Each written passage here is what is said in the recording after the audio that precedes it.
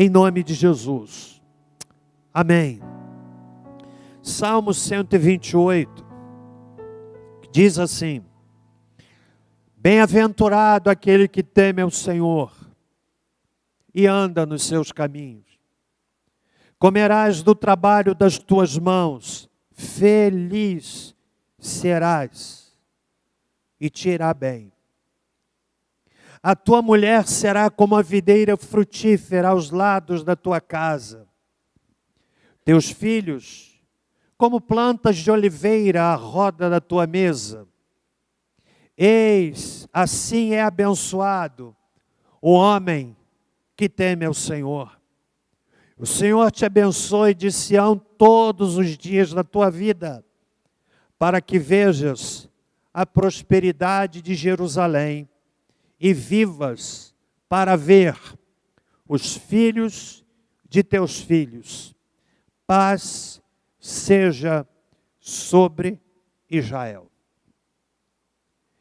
Eu quero começar a minha palavra nessa noite citando um texto que li, pastor Hernandes Dias Lopes, pregador que admiro.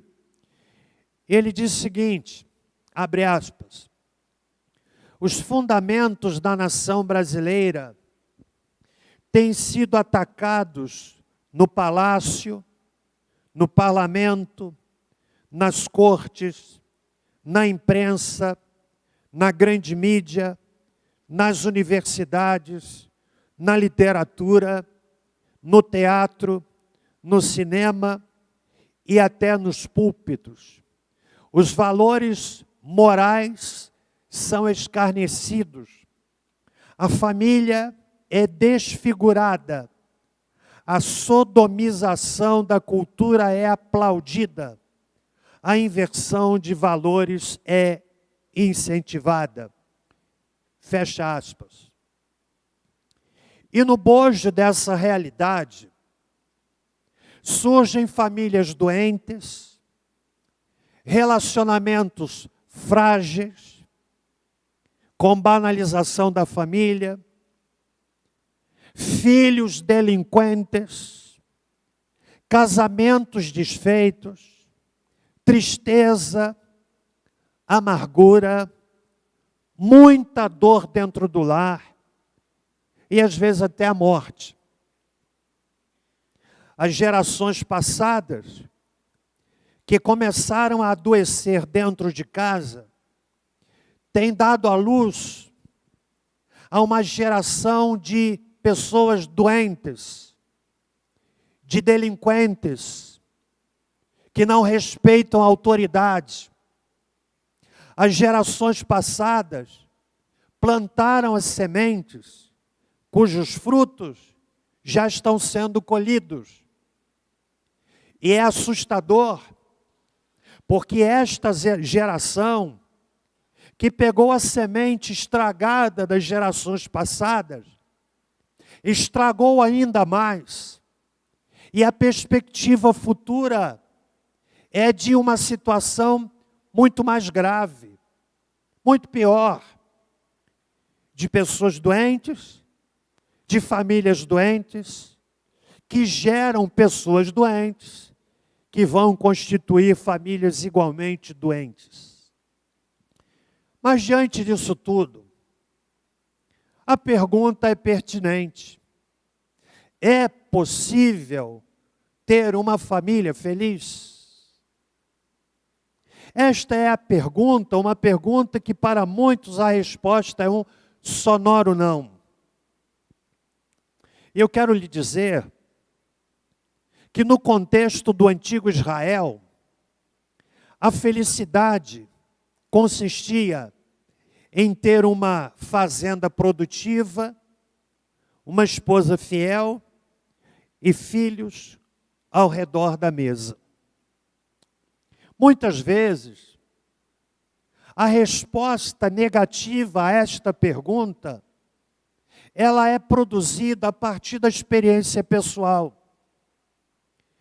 Seguramente, nesta manhã, falando para este auditório que não é grande, Mas falando para aqueles que nos ouvem pela transmissão, certamente há pessoas aqui que nesta hora começam a pensar na sua própria história familiar. Talvez filhos egressos de uma família onde os pais se separaram e de forma traumática. Ninguém sai de um casamento sem dor.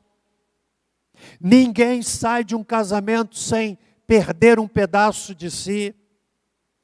Ninguém, absolutamente ninguém. E se tiver filhos, se o casal tiver filhos, é impossível que a desconstrução do casamento dos pais não gere, de alguma forma, algum tipo de trauma no coração e na mente do filho e da filha. É impossível.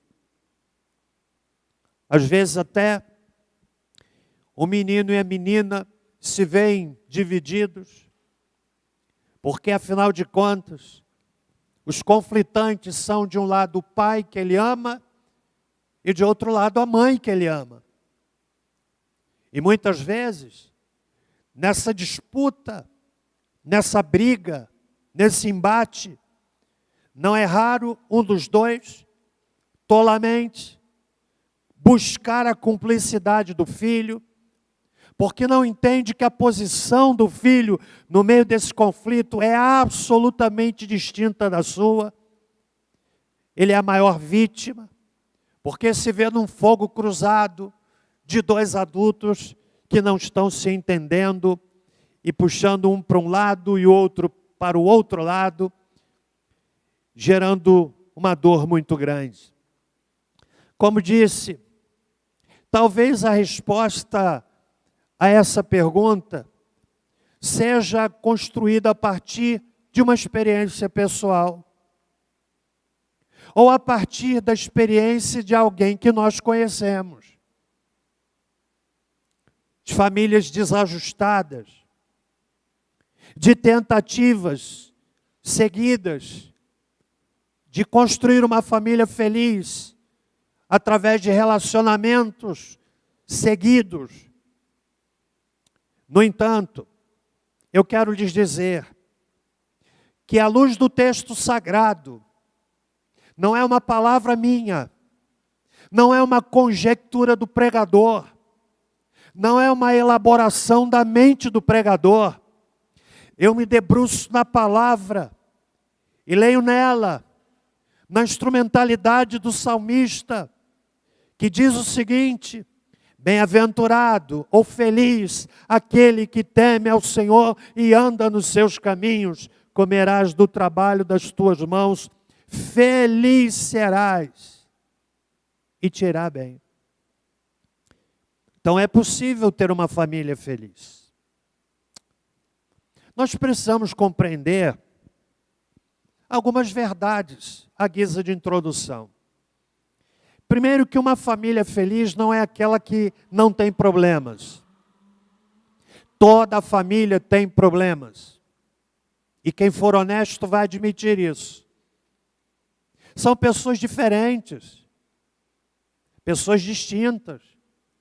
São histórias familiares distintas que se unem para construir uma outra família. Porque o casamento não é o casamento de um homem com uma mulher. É o casamento da história do homem com a história da mulher para construir uma outra história. Então, uma família feliz não é aquela que não tem problemas. Uma família feliz, em segundo lugar, não é aquela que só conta vitórias. Há pessoas que só contam vitórias. Gostam de falar das suas conquistas, o que muitas vezes beira a uma arrogância.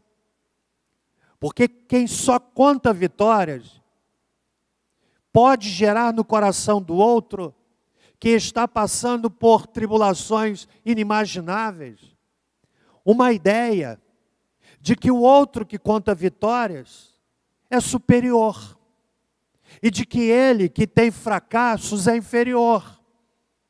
Então, Uma família feliz não é aquela que só conta vitórias. A nossa tendência é só de contar vitórias. Vitórias dos filhos, dos netos. Só contamos o lado bom, o lado luminoso. Não é verdade? Terceiro lugar, uma família feliz não é baseada em recursos financeiros. Família rica, família feliz. Não é verdade. Muitas vezes aquela família pobre tem muito mais felicidade do que a família rica, que está lá com um carro novo, tem uma conta bancária farta, mas tem na sua casa seus filhos perdidos dentro do quarto. Não conversam, não tem abraço, não tem pai eu te amo, filho eu te amo, não tem abraço, não tem beijo, não tem brincadeira. Porque cada um está no seu canto com o smartphone, com o celular da última geração. Fosse verdade, ricos não se matariam. Fosse verdade, filhos de ricos não entrariam no caminho tortuoso das drogas. Então, uma família feliz não é baseada em recursos financeiros. E antes de avançar, ou avançarmos, eu quero dizer que uma família feliz há de ser sempre um empreendimento pessoal. Às vezes, na igreja, a pessoa pensa que é um ministério de família que vai resolver o problema dos casais. Fulano de tal, casal tal está passando por um problema. O que o Ministério da Família pode fazer? A resposta é simples, nada, se a pessoa não quiser. Sim ou não? Pastor, casal tal está se separando, a igreja precisa fazer alguma coisa. O que é que ela vai fazer? Chega lá, indivíduo, você está separando a sua esposa, você vai levar uma palmada e tem que voltar para a sua mulher. É assim que funciona? A primeira pessoa a buscar ajuda tem que ser o próprio indivíduo. A igreja entra como uma parceira. Compreende?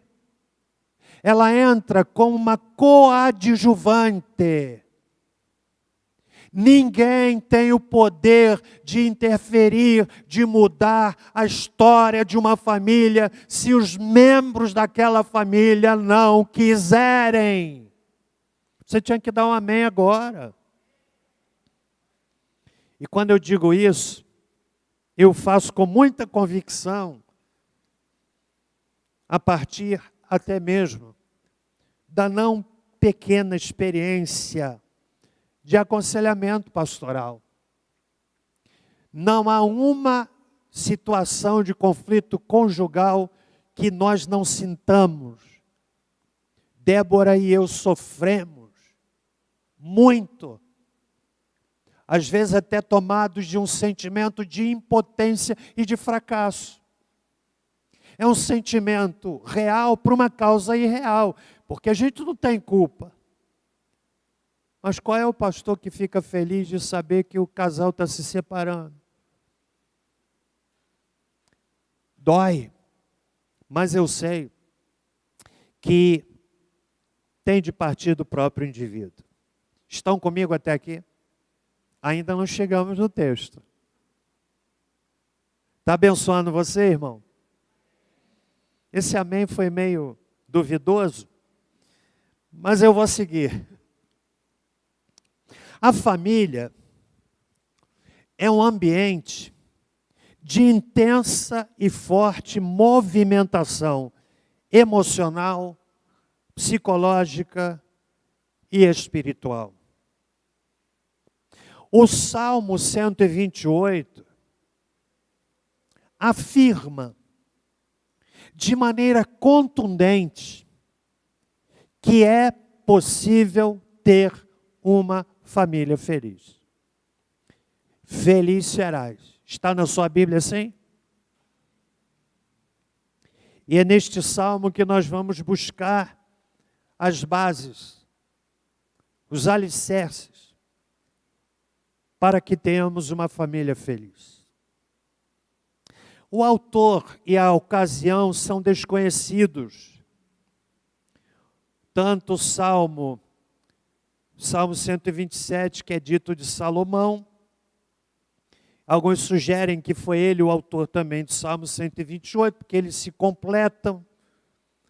O Salmo 127 termina bem-aventurado o homem, e o Salmo 128 começa bem-aventurado o homem.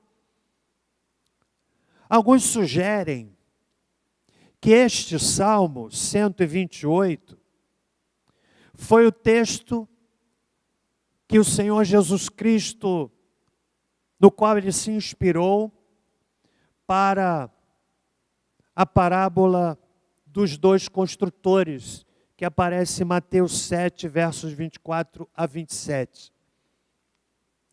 Mas esses são detalhes que não são relevantes. Eu quero ler esse texto e extrair dele pelo menos 4 verdades que convergem para uma família feliz. Você entendeu que eu não estou falando de família sem problemas. Todo mundo aqui tem algum tipo de problema na casa. Sim ou não? Todo mundo tem. Mas vamos ao texto. É possível ter uma família feliz? Sim. Em primeiro lugar, uma família feliz começa com Deus. Verso de número 1. Bem-aventurado o homem que teme ao Senhor e anda nos seus caminhos. Isto aponta, preste bem atenção, homens que aqui estão, para o sacerdócio do homem dentro de casa. Eu costumo dizer que o homem é o pastor da sua casa. Muitas vezes, a família está se decompondo porque faltou um pastoreio dentro de casa. Está faltando sacerdote dentro de casa. Aquele que se fortalece no temor do Senhor e inspira a sua família a reproduzir o seu perfil. O salmista assume que o verdadeiro temor religioso de Deus e uma vida boa e santa necessariamente andarão juntos. Um homem que teme a Deus é a maior influência para a sua família. Sem sombra de dúvida. A palavra de Deus diz, Provérbios 8, verso 13. O temor do Senhor é aborrecer o mal, a soberba e a arrogância e o mau caminho e a boca perversa aborreço. Um homem que teme a Deus será fiel à sua família. Fidelidade de um para com o outro é antes reflexo da fidelidade vertical.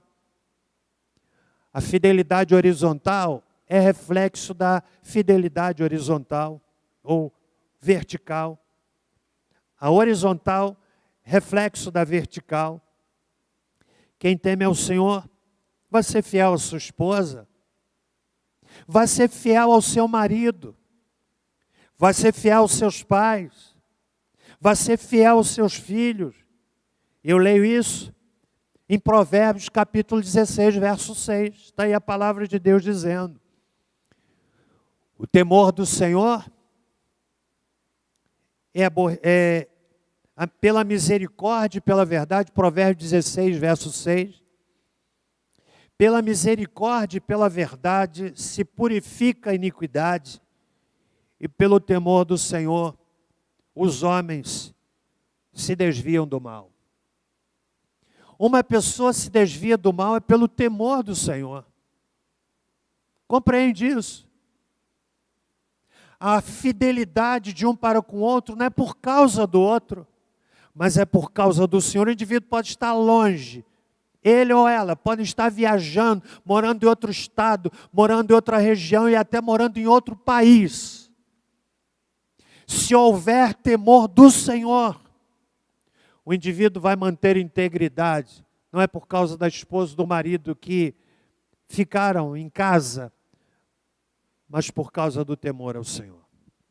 Entende isso? Salmo 86, verso 11, diz assim: ensina-me, Senhor, o teu caminho, e andarei na tua verdade. Une o meu coração ao temor do teu nome. Uma família feliz começa pelo temor do Senhor. Olhem para mim, irmãos.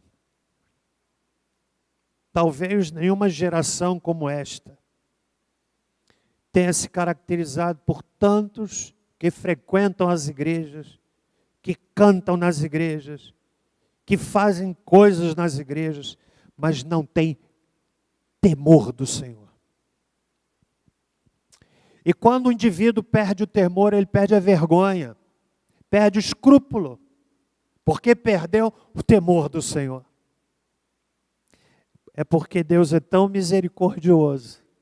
Não fosse assim, quem de nós sobreviveria? Então, uma família feliz começa pelo temor do Senhor, dele e dela. Temor do Senhor. Não há temor verdadeiro que não comece com relacionamento com Deus por meio de Jesus Cristo. Não há como ter uma família plenamente feliz sem Cristo. Como dissemos domingo passado à noite, no casamento em Caná da Galileia. Certamente um casamento feliz. Não temos o final da história dos noivos, não sabemos quais eram os nomes, mas podemos dizer que aquele casamento deu certo, porque Jesus foi convidado. Está entendendo? Segundo lugar,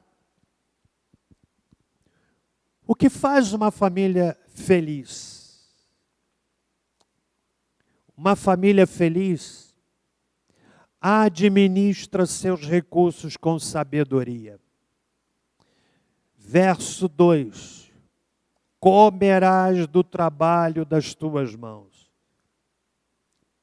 A ideia de quem trabalha e o faz para ter sustento seu e da sua família. O texto trata de prosperidade. Você sabia que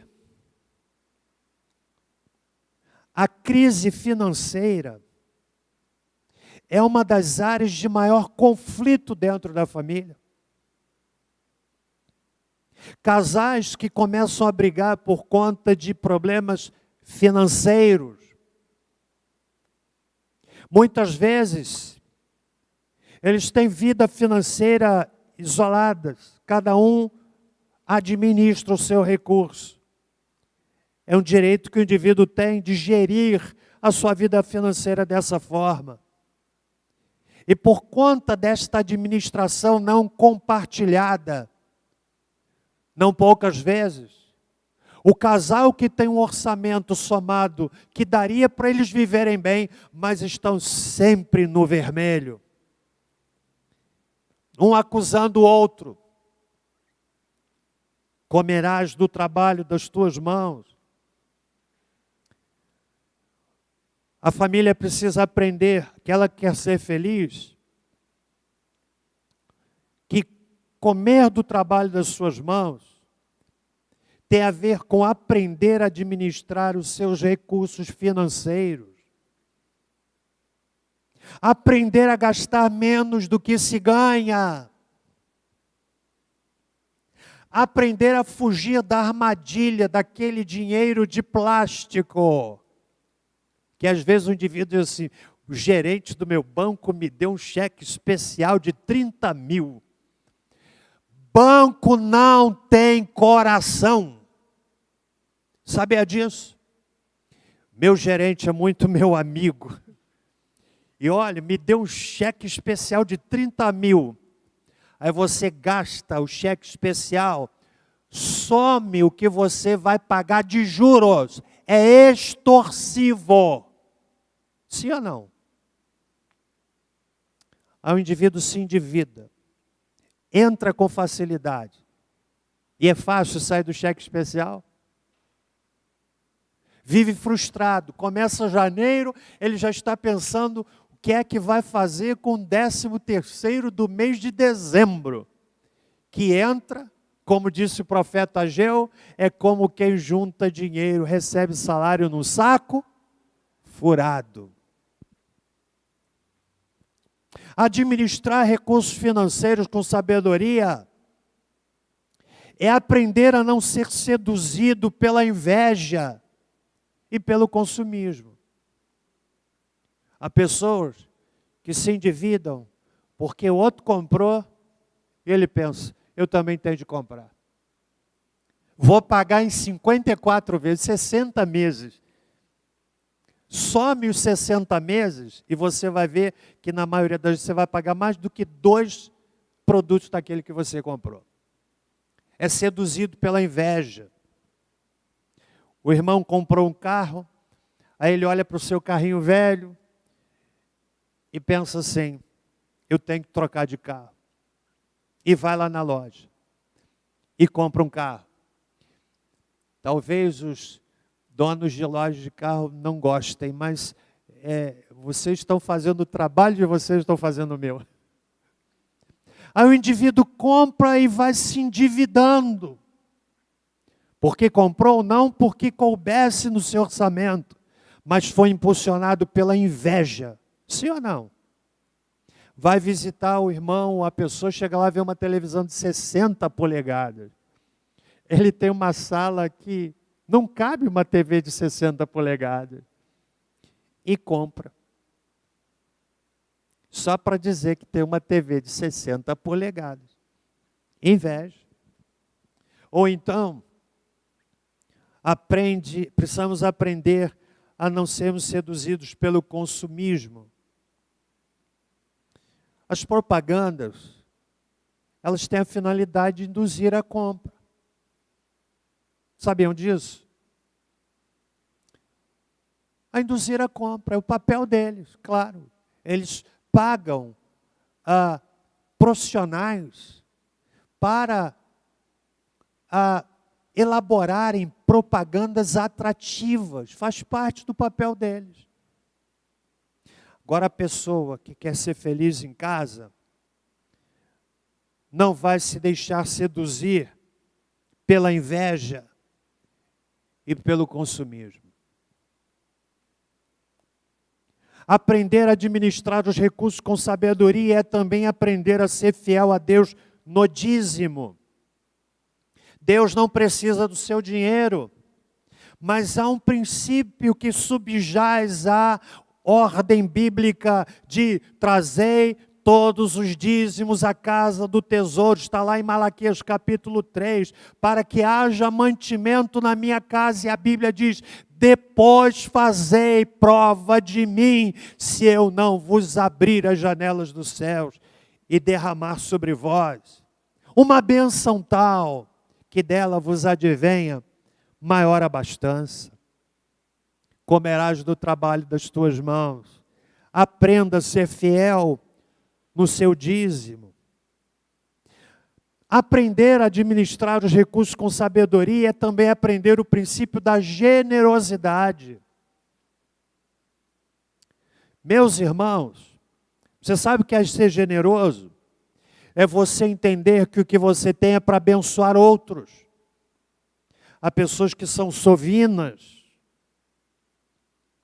brigam com a moça lá do estacionamento por causa de R$2. Mão de vaca, mão de porco, outros nomes que se utilizam. Aprenda a generosidade, sabe por quê? Quando nós somos generosos com outros, em algum momento Deus vai usar outros para serem generosos conosco. Quem é que já viveu essa experiência? Aprenda. o princípio da generosidade. Comerás do trabalho das tuas mãos. Está entendendo? Posso prosseguir? Sim ou não? Diga assim, fala, homem de Deus. Ih, mas está muito fraquinho. Você quer ser feliz na sua família? Mas ainda tem mais. Começa com Deus. Comerás do trabalho das tuas mãos. Aprenda a administrar a sua vida financeira com sabedoria. Aprenda a fazer a sua agenda de entradas e saídas. Você sabe o que é que gera endividamento? Uma das coisas que gera endividamento na vida de uma pessoa não são as grandes despesas. Porque as grandes despesas elas já estão na memória. Aluguel de casa, prestação de escola de filho. Você sabe o que é que corrói a despesa? São as pequenas despesas. Muitas pequenas despesas se tornam uma grande despesa. Então aprenda. E você vai ver como Deus vai abençoar a sua vida e a sua família. Quem aprender isto vai eliminar um dos potentes focos de conflito na vida familiar, que é conflito por conta de dinheiro.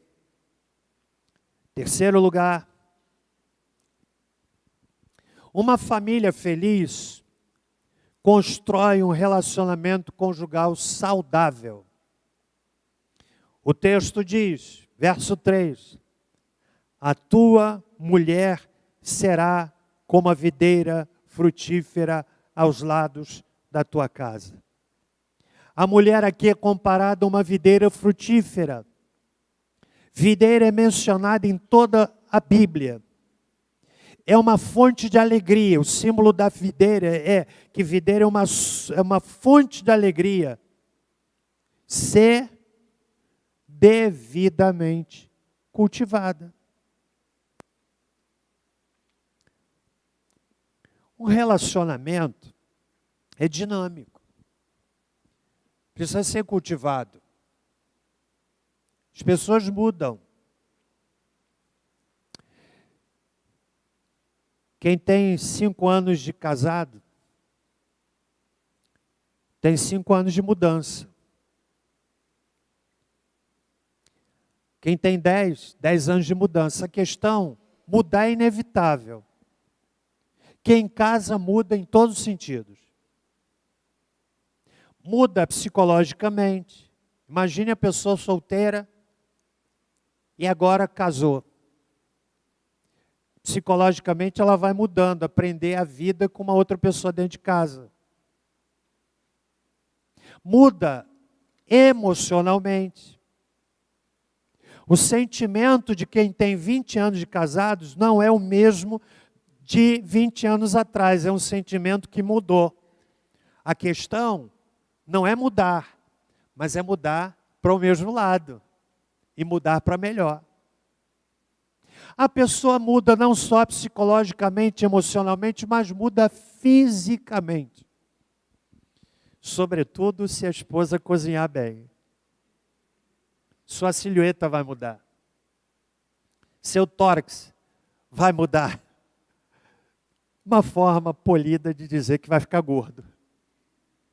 Mudou. Mas como a videira frutífera é a videira cultivada.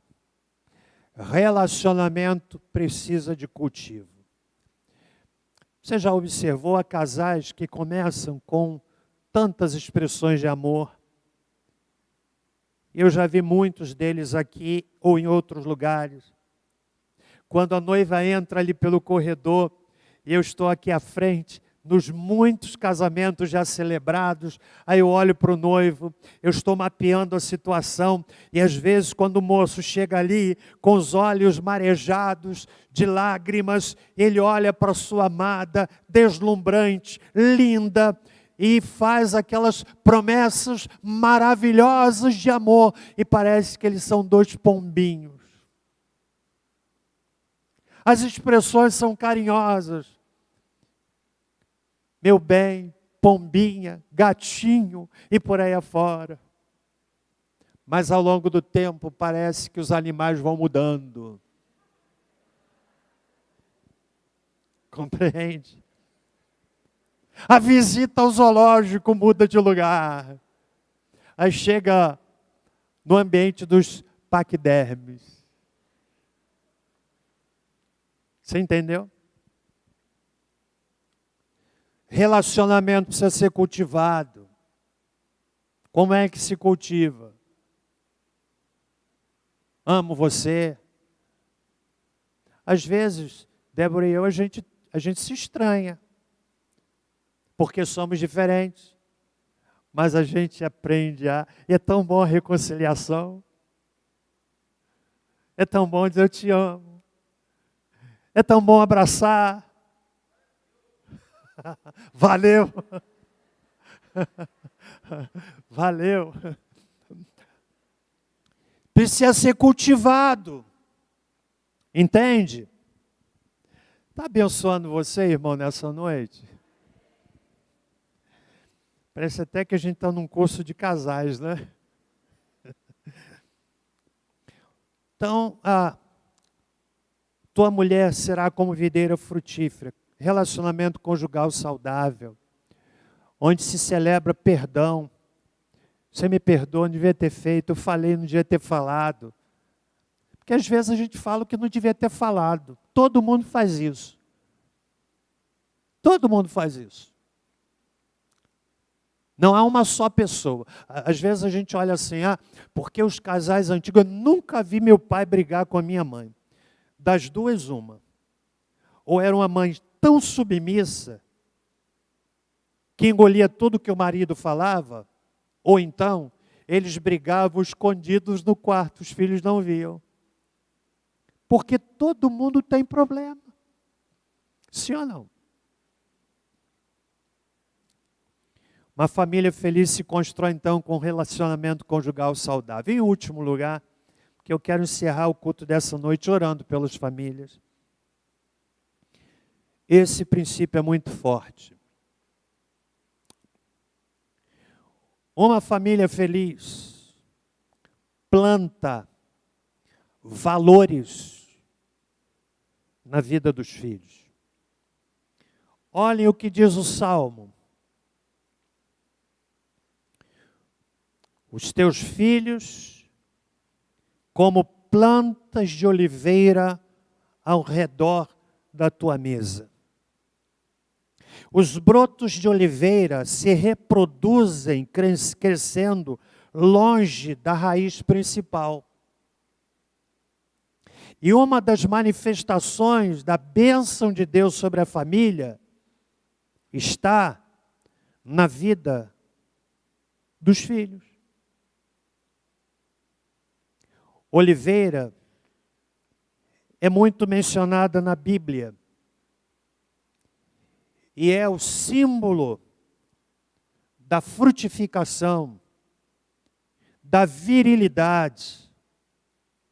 Portanto, uma família feliz é construída quando nós plantamos valores no coração dos nossos filhos. Há muitos pais crentes que têm sido negligentes com a educação espiritual dos seus filhos. Vão colher que são negligentes em fazer aquilo que João, na terceira epístola, no verso 4, disse. Terceira epístola é formada por um capítulo só. E João diz: não tenho maior alegria do que esta, a de ouvir que os meus filhos andam na verdade. Quantos pais negligentes são dedicados na formação secular dos seus filhos. Se empenham com o menino e com a menina para que eles não faltem à escola.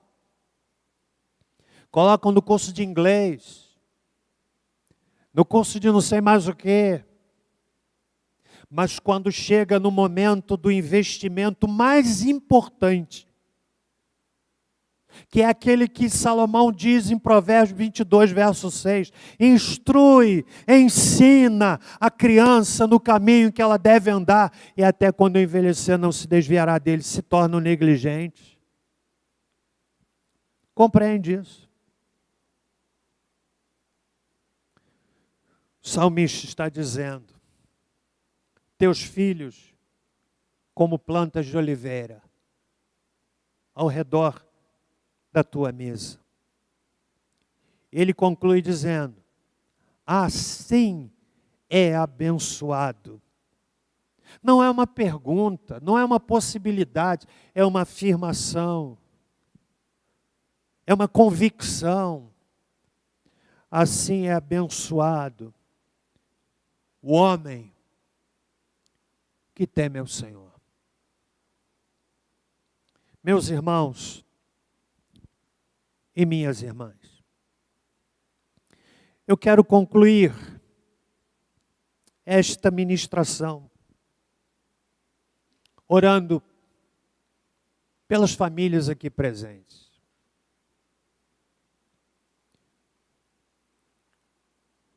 Você quer que Deus abençoe a sua família? É possível ter uma família feliz. Família é projeto de Deus.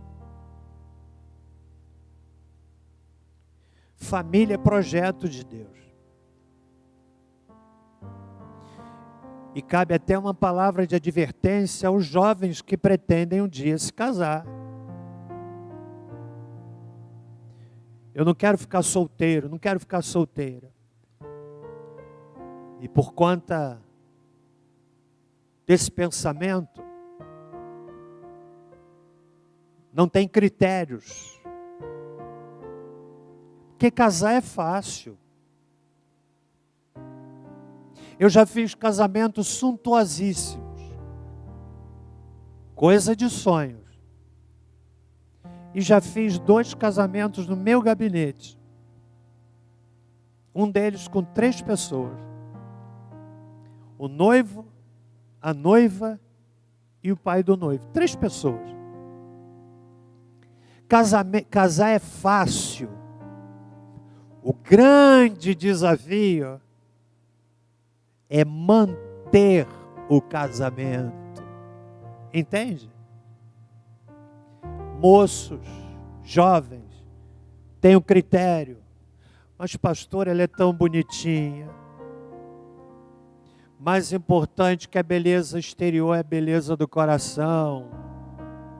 Mas pastor, ele é um gato. Mas cuidado que esse gato um dia pode se tornar um crocodilo. Entende? Tenha critério. Tenha critério. Tenha parâmetros. A começar, a pessoa que eu quero precisa amar mais a Deus do que a mim. Pense assim. Eu quero uma moça, quero me casar com uma moça que ame mais a Jesus do que ama a mim. Você sabe por quê? Porque se amar mais a Jesus do que a você, vai amar você de forma bíblica, de forma saudável. Entende? É assim que funciona. Aqui está o manual. Eu prego nessa noite na convicção de que o Espírito Santo de Deus trouxe essa palavra para abençoar esta congregação e aqueles que estão ouvindo. Vamos ficar em pé. Glória a Deus. Quero orar por sua família. Durante esse mês de maio, você vai ser desafiado todos os domingos praticamente a uma decisão. Isso é bom. Eu quero orar por sua família hoje outra vez. E quero pedir que você venha à frente com a sua família. Você quer ter uma família feliz? Vem à frente, quero orar por você.